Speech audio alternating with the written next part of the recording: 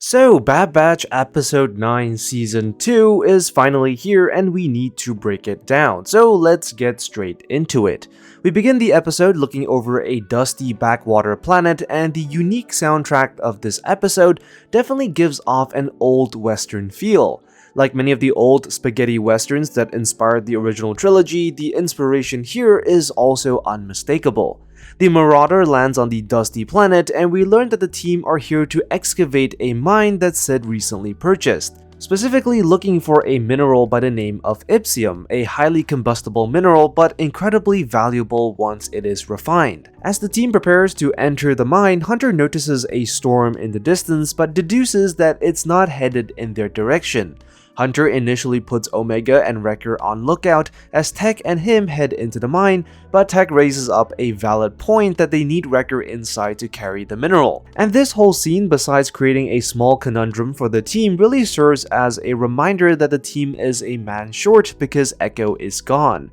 A change that not only slows down the team on their mission, but presents itself as a bit of a sore point for Omega. Omega offers to be on the lookout on her own, but Hunter disagrees as Sid has warned them that there are poachers in the area. Sticking to the original plan, the two head inside while from a distance, a supposed poacher spies on them and their ship. Tech and Hunter find a small deposit, but due to the awkward location of the mineral, they will need Omega's help.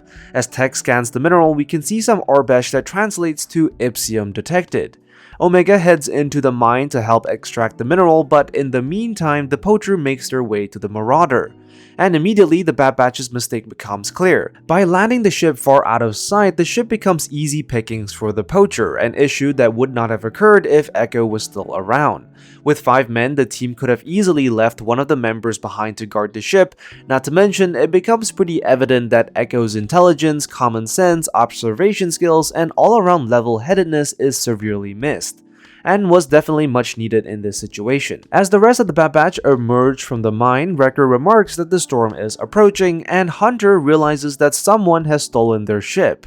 And so now with their ship gone, we start to see some arguing between Wrecker and Tech. The team then decide to head towards the closest settlement, but as they travel, they almost get run over by a stampeding herd of blue deer. And the entire sequence is somewhat eerily reminiscent to another Disney project, Lion King, with Mufasa getting run over by a stampede as well.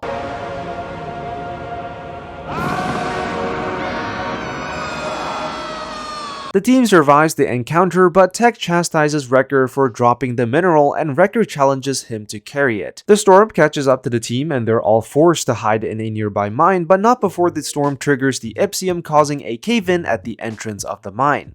And Tech and Wrecker start arguing again, and Omega asks how they are going to find their ship. Hunter tells her that it's not important right now, and Tech adds that it's pretty unlikely that it will be recovered. This really upsets Omega, who considers it a home, and confuses Tech, who says that they can just get another ship. But really, what this entire conversation is about is Omega's struggle to accept these massive changes happening around her. Unlike the other members, Omega is still a child, and to some extent, Echo leaving the squad must have felt like she was losing a brother. And on top of that, losing the Marauder, which she considers a home, must have made things even more difficult. Tech points out that he doesn't understand why Omega is making a big deal out of it, given that the Bad Batch existed before Echo and will continue to exist after. But if you zoom out and look at the bigger picture, Omega is not the only member who is struggling with this change. Whether knowingly or unknowingly, the entire mission so far has been made difficult by the fact that Echo isn't around. From the very beginning, with the team landing on the planet, all of their issues have stemmed from the fact that they don't have enough manpower. It should also be mentioned that Echo, who is far more emotionally mature when compared to Tech or Wrecker, could have stepped in to mediate the growing tensions between the two. It's also worth noting that Hunter made some seriously questionable decisions as a leader. Deciding to put Wrecker on watch instead of him kinda confused me a little, especially given that Hunter had far better sensory skills, as shown when he immediately realizes that the ship was being stolen well before the other members. So what he should have done was ask Tech and Wrecker to go into the mine while he and Omega waited outside. But on the other hand, it's pretty hard to trust Wrecker and Tech to both be able to keep a cool head to make rational decisions, so in some ways you still need to have a leader next to them to carry out the mission. And had Echo been there with them, it likely wouldn't have been a problem given his ability to lead others. And so in some way, every member of the team is struggling with Echo leaving the team. In each of their own personal ways, they're also struggling to adjust to Echo's absence whether they know it or not. An angry Omega heads further into the mine but soon stumbles on a massive Ipsium deposit. The other three try to remove the debris from the entrance, but it becomes pretty clear that they will need something explosive. Tech says that he'll try and find more Ipsium, but Hunter and Wrecker tell him that that's not the only thing he needs to do. As Tech helps Omega extract more Ipsium, Omega overreaches, which causes her to fall into an underground river. Tech jumps in after her, but the two manage to survive. Tech tells Hunter and Wrecker to follow their path as they may have found a way out, and as the two wait for the rest of the team, they have a sincere heart-to-heart moment. Tech tries to console Omega on Echo leaving, telling her that they have to move on as that's what soldiers do. And true enough, given that the rest of the team, unlike Omega, had to live through the Clone Wars, losing team members and other clone brothers was a common occurrence. And so, in a way, Tech's seemingly uncaring attitude to losing a team member is born from the need to move on as a survival mechanism. During a state of combat, it would definitely be fatal to dwell on loss, and so the only way to survive was to move on as quickly as possible. A sort of mindset that Omega doesn't have given that she was never on the front lines. But Omega brings out a point that they aren't just soldiers, but they're also a family. We're more than that. We're a family. Aren't we? Which harkens back to the central theme of the entire show, clones choosing who they want to be instead of being told who they have to be.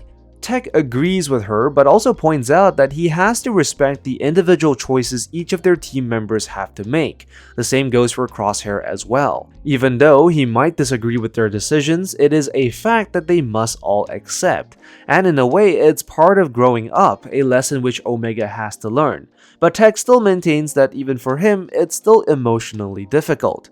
And while the heart-to-heart moment between the two was really touching, it also revealed Echo's important role within the team. Besides bringing a separate skill set from the rest, Echo was really the emotional pillar for the Bad Batch. It's no coincidence that throughout much of the season, in any instance where Omega finds it difficult, it's Echo that she ends up talking to. Despite Hunter filling in the role as her adoptive father, Hunter doesn't really have the emotional capability to converse with Omega on a deeper level, at least not in a way that it's easily understood by Omega, and the same goes with the rest of the team. And honestly, this episode was the first time I realized this, so in a way, it really did take losing Echo for me to realize what his true role within the team was.